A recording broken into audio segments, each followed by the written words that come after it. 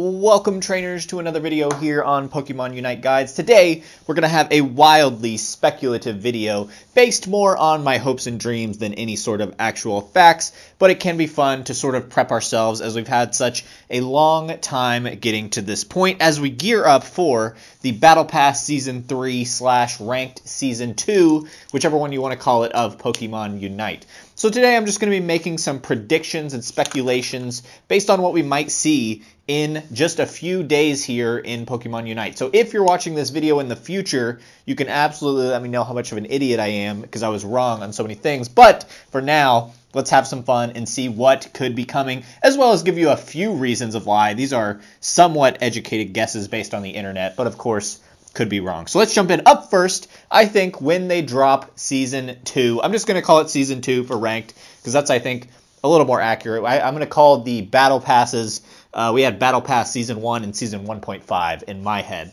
So we're just going to call this Season 2 for the rest of this video. But I think, up first, what I'm most excited about is I think Decidueye is coming in Season 2. Now, here's why. I have heard tale, I have not seen this anywhere, but I have heard tale that Decidueye was data mined in this game, and it's just too cool not to be a playable character. So first up, though, I also want to point out, and this is from SuperTeeds, who I will link to this video in particular in the description, found that there's this little Rowlet pumpkin in one of the trailers for the Halloween season. So a lot of people thought Decidueye was actually going to be effectively what Greedent was. I think it would have been a better fit for Halloween, but maybe the Pokemon just wasn't ready, and so they put Greedent in instead. But I think Decidueye is coming to the game, and I think this Rowlet pumpkin is, in fact, a little hint and a little Easter egg for us that's coming. And another reason is simply because Decidueye is very well liked. I think it's one of probably the top 50 favorite Pokemon. It's certainly not at the top of the list, but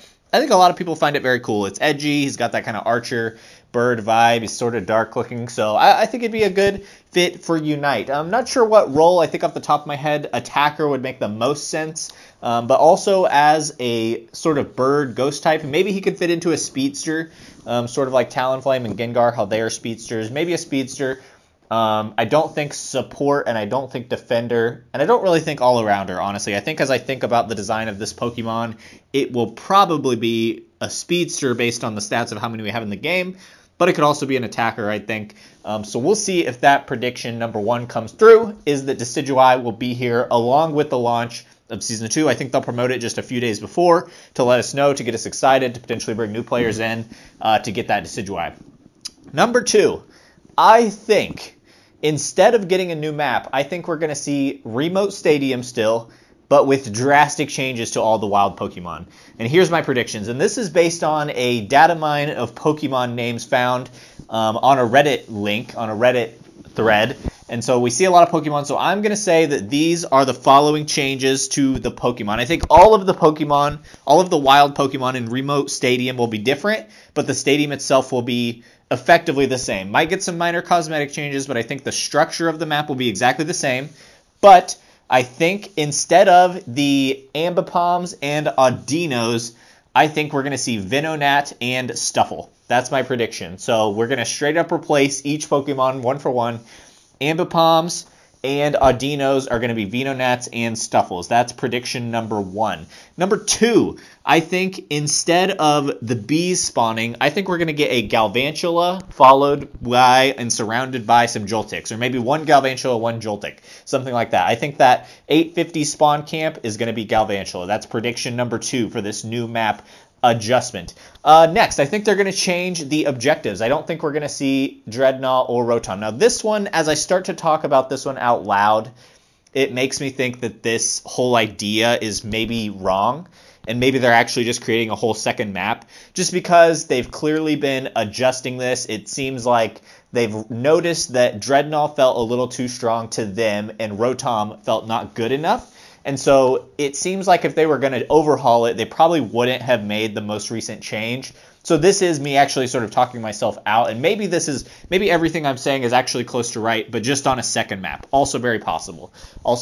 But I think in this swap or in this new map, it's going to be Victini and Jirachi. We're going to have 2 buffs, just similarly to Rotom and Dreadnought. They'll have different effects that massively impact the game in some way, and I think they're going to be Victini and Jirachi myself. Now, I think one of them could easily be an experience buff. Potential way they could do it is instead of getting shields on Dreadnought, maybe it's Victini and you get a minor attack buff. That would be absurd and insane if you get experience plus a small attack buff, but who knows? Maybe that's what they'll do. Maybe Jirachi seems like a very defensive Pokemon. Maybe that's just giving you shields like Dreadnought. I don't know. I don't know what they're going to do. It's going to be interesting to see if they change anything. I think if we don't get a new map or map changes of some kind, I do think some players are going to leave.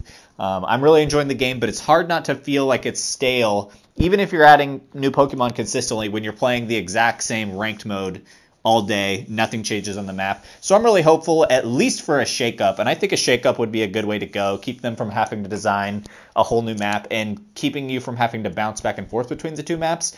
So I don't think it's a terrible option, actually, to do the swap out like I'm suggesting here. But I think Victini and Jirachi, prediction number 3 for the map, we'll see Victini and Jirachi potentially replacing Dreadnought and Rotom. Now, also your jungle buffs, I think those are going to change as well. And I think we've had Tauros and we've had Ludicolo for a while, and I think we're going to see those swapped out to be Nidoking and Aegislash.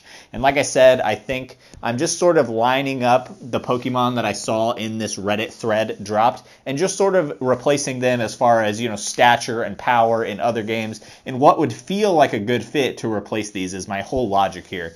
So I think Nidoking and Aegislash both are Stage 2 Pokemon, meaning they've evolved into their 3rd form. They seem very strong and cool. They seem like they would have enough fanfare behind them that people would appreciate them and have fun seeing them, but not necessarily that they would make the game. Now, Nidoking is one of my favorites, but I don't know if it's widely accepted as a favorite. And then lastly, and I think the biggest one is, I think instead of Zapdos, or at least in a new map instead of Zapdos, we're going to see Articuno. It just makes perfect sense. Apparently Articuno was data mined as the word Articuno. It's a legendary bird just like Zapdos. I think you could, instead of the shock stun that happens after you kill Zapdos, you get a literal freeze where you're surrounded in ice like a Mamoswine kind of looks like. And I just think it would make sense to just swap out another legendary bird for Season 2. It's just an easy fit. So I'm going to predict that we're going to see Articuno as a major boss either in a remodeled and revamped remote stadium or in a new map. So I think those are some pretty crazy predictions that I don't know if I've seen anyone else make. So what do you guys think of this? Am I going off the rocker here? Am I out of my mind? What do you think? And then number 3, this one is certainly not a stretch and will almost certainly happen. And we've actually got some videos I'm going to start playing, but we're going to get some new Holoware and a new Battle Pass. This one is just super easy update to content. It's really no surprise. I don't even have a huge prediction, but here's a couple videos that I found that are apparently coming, so you can be excited for these.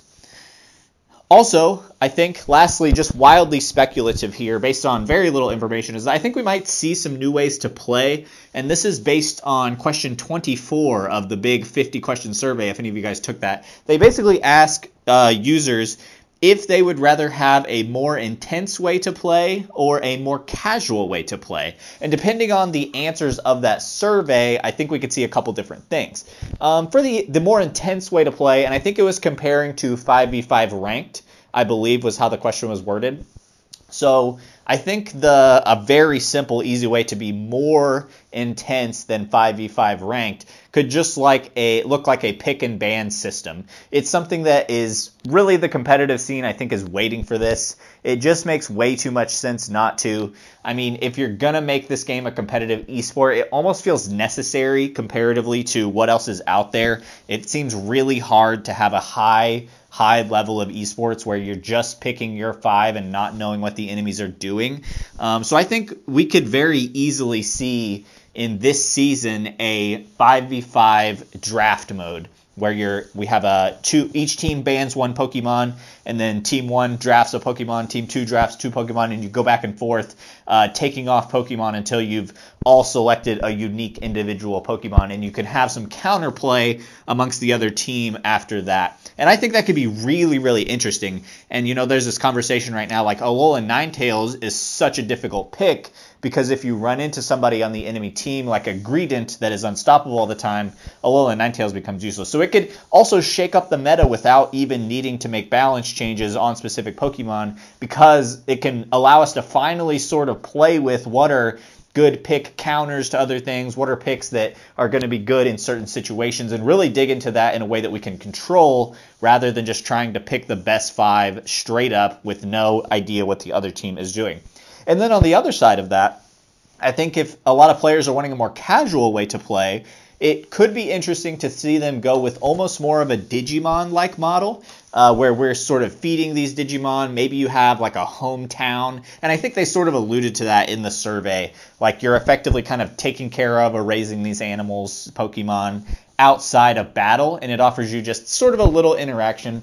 Personally, that's not really what I'm here for. I don't really care for the trainer dress up or the portraits. I really just am here for the gameplay. But if you're one of those people that would be interested in that, hit me up in the comment section. I'm curious, how many people are here just because they love Pokemon and want to kind of see the characters and be able to interact with them on screen, because maybe that's you. And if that's you, that's awesome. And I would love it if they add that to the game for you, if that's something that people are really looking for. So these are my predictions for Season 2/Season Battle Pass 3. What do you guys think is coming? Am I crazy? If you're watching this in the future, how close was I? Did I nail anything? Did I get it right? Or was I way off? And you should unsubscribe from me and never talk to me again. So thanks for watching today, trainers. I hope this next season for you is the best season yet. In Season 2, I hope you're getting better every day at this game.